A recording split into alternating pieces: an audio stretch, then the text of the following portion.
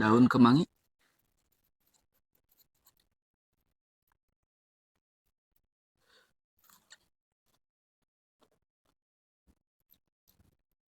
Assalamualaikum warahmatullahi wabarakatuh. Kita makan lagi, teman-teman.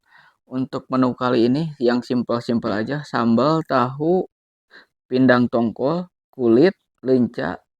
Lalapannya ada ini kemangi sama ini nih, apa daun pepaya Jepang ya, teman-teman. Nggak tahu ini di daerah kalian apa namanya ya.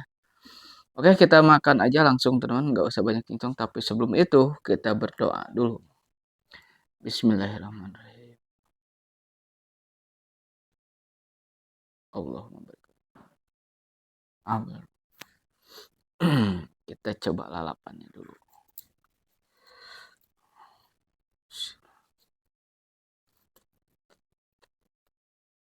Daun kemangi.